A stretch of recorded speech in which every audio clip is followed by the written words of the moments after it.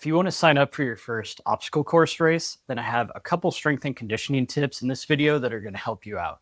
My name's Buck. I'm a certified strength and conditioning specialist, personal trainer, and running coach. And I've been competing in obstacle course racing for the last 12 years. Just last year, I did every distance Spartan race through the Spartan Ultra, which is a 50K trail race with 60 plus obstacles. Obstacle course racing is one of my passions, one of my favorite types of running. So if you've signed up for a race, I'm excited to give you some tips and tricks that have helped me along the way. This can be a quick video, guys, so if there's any other obstacle course racing topics you'd like me to cover, make sure to leave it in the comments. And if you are an experienced obstacle course racer, make sure to leave your best tips in the comments for others as well. Okay, number one, remember that most obstacle course races are actually trail races.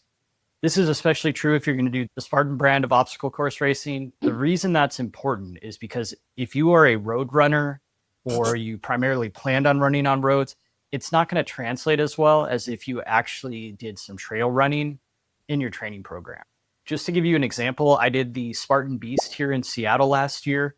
It's my first time doing this event, and I was shocked that in the middle there was a hill that was so steep I actually had to crawl up it on my hands and knees. And you just can't get good at running in that type of environment unless you practice. So if you can, wherever your race is going to be, try to practice in a similar trail environment. This is just going to help you get used to running on uneven terrain with natural obstacles like rocks and branches and everything else. It's also going to get you used to running with elevation. And this goes for just trail runners in general. The first time I did a trail race, I was not prepared for the amount of elevation versus the same distance in a road race. It just affects you way differently, and you want to make sure you are conditioned for that type of environment. Okay, number two, your strength training is going to be a big part of your obstacle course race prep. So in general, you should have a full body training program, but there's three types of movements I want you to make sure you include. Number one, some form of upper body pulling movement. Pull-ups are going to be your best bet. That just resembles a lot of different obstacles in that pulling motion. But you can also get by with heavy lat pull downs, heavy bent over rows. Really anything that's going to hit the lats in that pulling motion is going to help prepare you for a large amount of obstacles.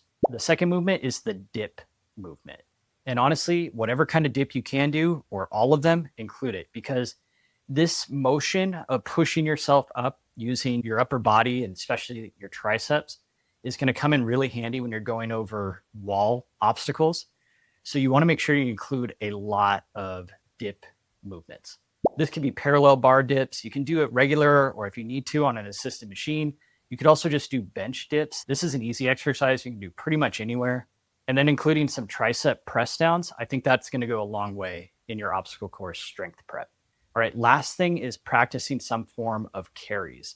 The easiest way to get started with carrying, just grab 2 dumbbells or 2 kettlebells, and you just make sure they're heavy enough that it's going to be a challenge, and you practice walking. There's a lot of obstacles, especially in Spartan, where you're carrying something very heavy, and it can be difficult walking under a heavy load if you've never done it before. You could also try something like a heavy ruck or a sandbag I like using a lot. Just put that over one shoulder, and that helps simulate several different obstacles that are pretty common to Spartan races in particular. But get used to doing some form of heavy carry.